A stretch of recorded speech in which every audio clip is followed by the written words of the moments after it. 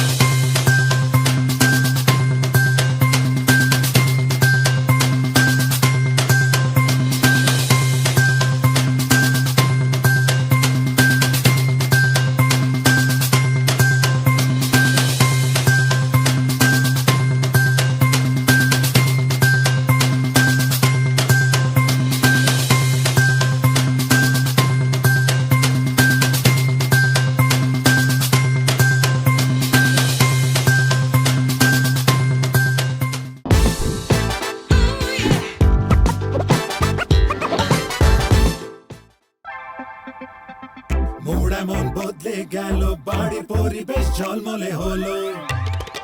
মোড় এমন বদলে গেল, বাড়ির পরিবেশ ঝলমলে হলো। মোড় এমন বদলে গেল, বাড়ির পরিবেশ ঝলমলে হলো।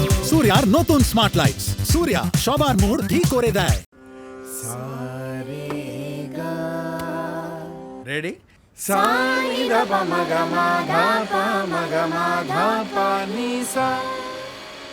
এত কম আওয়াজ?